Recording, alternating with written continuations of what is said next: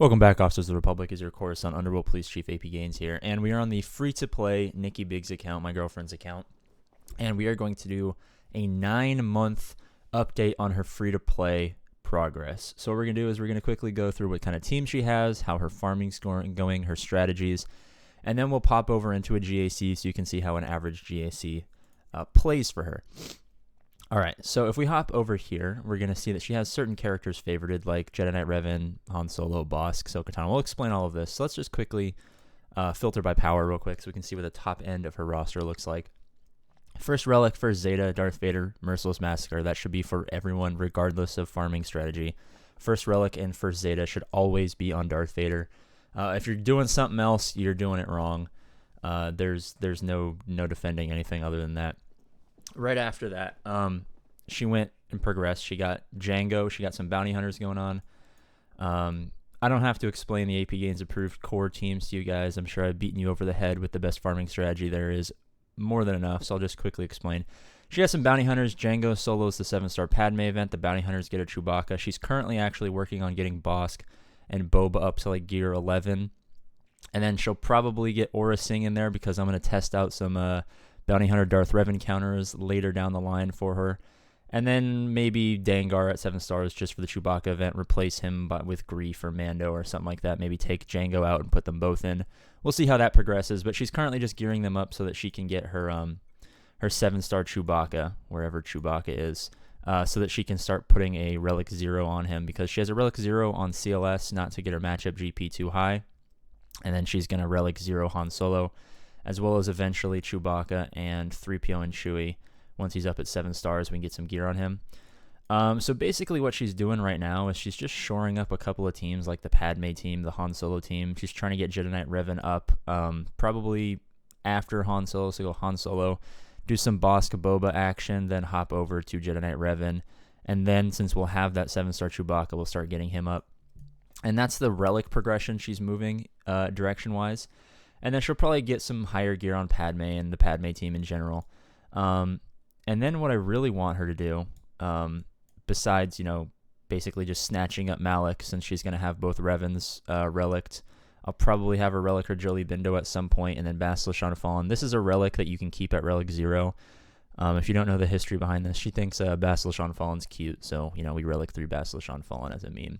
Not necessarily the most efficient thing in the world, but you know what? It's all about that passion project that really matters to you guys. So if we take the power off and see what she's filtering for, we are trying to get a nice bounty hunter team going on with Aura Singh. I know how the team works. I don't use it on my main account, so we're just trying to iron out and see if that would be an effective Darth Revan counter early before, Darth Revans have 340 speed and stuff like that, and you have to have insane mods. Nihilus, we're just trying to get up to 7 stars, a reasonable gear to pair along with Traya so that we can take Darth Vader away from the Geo counter. Shakti we're getting up just for when we progress in the direction of General Anakin Skywalker, since he is going to be such an important character in this point.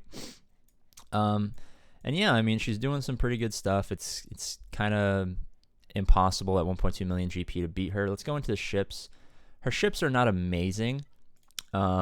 Her Negotiator on defense, Relic, has never lost. It's never been beaten, so that's good. It's not the most amazing Negotiator because we only bring in 1 reinforcement. And, 5's Ahsoka and Plo Koon are not the strongest. As you can see, Plo Koon's just right here. You can only see him because he's, favorited. But 5's is 5 stars. Her 5's is barely unlocked. Her Ahsoka's not that good. Her Anakin's okay. That's why these characters aren't Relic 0, because they do gain something from having higher Relic levels. And she doesn't even have a 7-star boss, which is honestly embarrassing at this point in the game. Her secondary fleet is basically just Geos plus whatever else. Since she never really needs to do GAC battles for fleet, she has about a 80% win probability with her secondary fleet. So it's 100% win probability for the GAC, but the fleet battles can sometimes be dicey if they put their best team on defense. Ideally, what we hope for is they save their best fleet for offense. They lose to our Negotiator. We clean up their secondary fleet with our secondary fleet, since our secondary fleets are usually stronger than their secondary fleets. Oh, look, a nice little home 1 upgrade there. So that's usually how ships go. As far as journey guide, no journeys in progress. That's not what I wanted to do. I wanted to, oh yes, sell me your pack. As far as journey guides, what we'll probably do is we'll probably I don't know why. It's available because we can do the first event. We're gonna push Ewoks for C-3PO once we have that relic Chewbacca, just so we can have the nice little Chewpio team. Then we'll probably push Gas. I mean, Malik is basically in our lap right now, so we just kind of got to get some gear up to unlock him. Then we'll push Gas, get a nice General Grievous team after we have those relic droids. We'll push Millennium Falcon, and we'll be in a really good spot. She's at least a year, maybe a year and a half away from, having to consider farming a Galactic Legends. So that's not something we're worrying about because it would be kind of ridiculous for her to go this early. She's only like 1.2 million GP. As far as fleet, there are a bunch of whales in her shards. So she oftentimes, her payout's not for many hours, like 6 hours. But she oftentimes falls down to like 10th place and then has to climb up. It takes about half an hour for her to climb up to first place. Where that can be tricky is we have some informal agreements with some people in our shard who have the same payout time.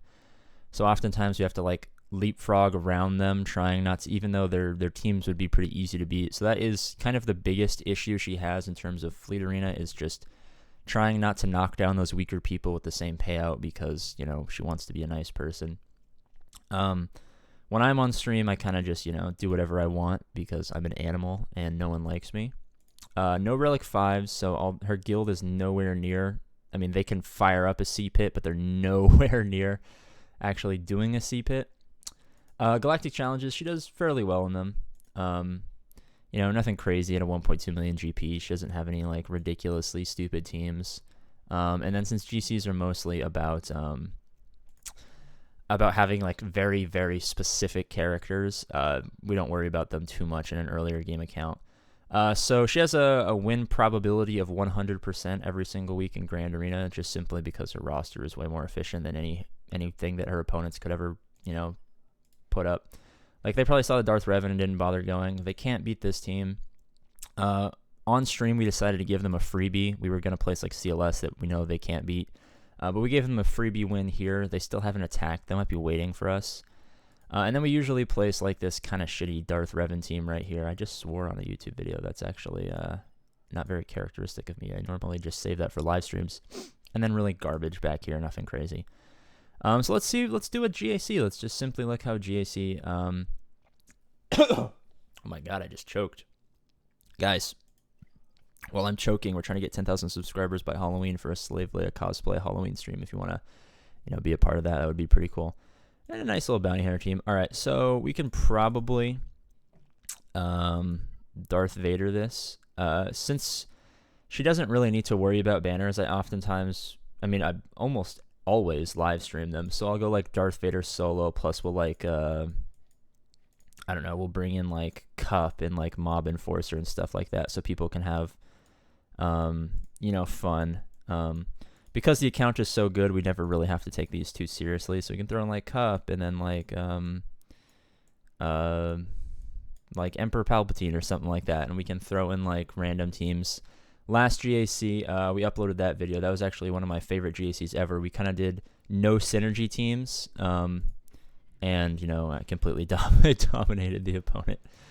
It was kind of embarrassing, but yeah, it just kind of goes to show that you don't really need to take, especially in 3v3, it all that seriously. Her account gets much, much better once 5v5 rolls around. But for 3v3 purposes, it's still 100% win rate. It's kind of impossible for her to lose unless she doesn't actually set a defense or attack. We don't even need to really contribute brain cells to any of these battles. It's kind of pick a team. All of our teams are going to counter all of their teams.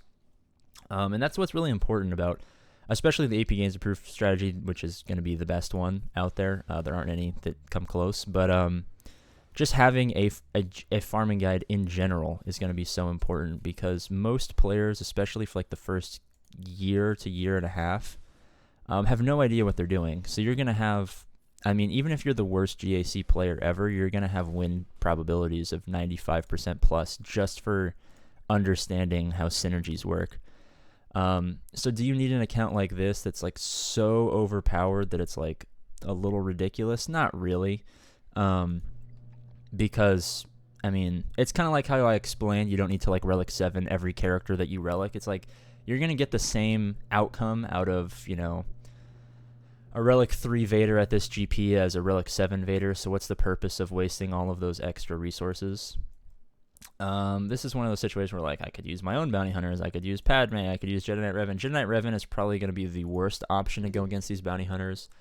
Sometimes I like to take in the worst option just to see if, you know, we can drop a battle, make it nice and interessante, but oftentimes we find that even when we try to lose, it never really goes our way, and we end up winning anyway. Oh, except for when deflects happen. Okay, guys, here we go. This is going to get exciting. We're going to pass this. Okay, all right. I like this. Let's pass some turn meter over here. Call our Yotter into assist. We got that down. All right, so Boba's out, but now we're stuck behind a nice, juicy taunt. What are we going to do? Who are we going to call? Are we going to call in Jedi Knight Revan to assist? Are we going to deflect? Oh, a stun. I hope Django doesn't have the Zeta. That would be really bad. I don't remember if he does. We wouldn't be able to revive, but we will do this. Kind of lame-o shalamo. See if we can get maybe a couple of banners back. Again, not that it really matters. Let's call this into assist because this is going to be a big damage well, meaning you know, all of that damage is not going to contribute to the quicker end of the battle, which will give us more opportunities to recover. I'm assuming these guys are all topped off, so we'll just call in Yoda and max banners. All right. Oh, we missed a Phoenix team down here. Let's go Jedi Knight. No, you have a leadership. Let's go who doesn't have a leadership? They all have leaderships. Let's go Chupio lead, Django, and he's got Separatist energy. Let's go Treya. As you can see, this is a very synergistic team that we got going on. This is a very dominant squad we got here, so, you know, it's spelling bad news bears for our opponents. Let's do this. Not that that really matters. Yeah, let's apply burn instead of just killing her right out of the way. And let's see big damage here. Oh, yeah, because he's sharing stats with himself because he's the leader and he's a rebel. Oh, God. Sometimes I love Grand Arena. So this is what's great about the early stages of Grand Arena is, like, you're never going to have a battle that, like, requires any effort for the first year and a half. So you kind of just get to have fun like this. Which is really enjoyable. This is actually their strongest fleet, which means we're probably in that situation where, yeah, we won pretty handily, but who do we want to throw in? Let's do, like, I don't know. Let's do that. I think I accidentally brought Spy in instead of Sunfac. I'm such an idiot. So this might be one of those situations where, like, our secondary fleet, we haven't given a lot of love. So, not a lot's going to be going on here. Nice double resist. That's always fun.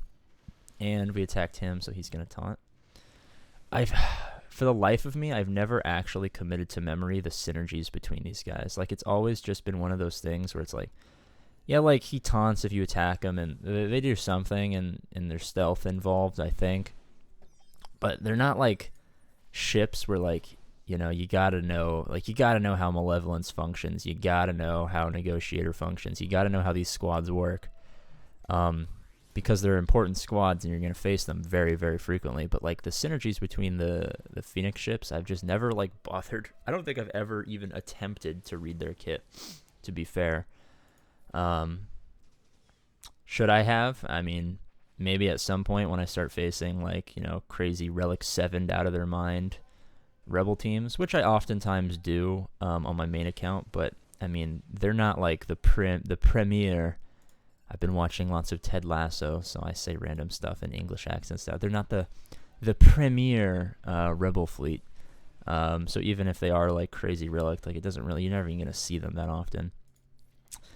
But yeah, that's just one of those things where it's like there's so much stuff in the game that you can never really quite know all of it really well. I mean, you technically can, but I don't need to learn kits that aren't like, I don't really understand how Visas Mar works. I know she like can revive, and I think she can stun, but like I could not tell you.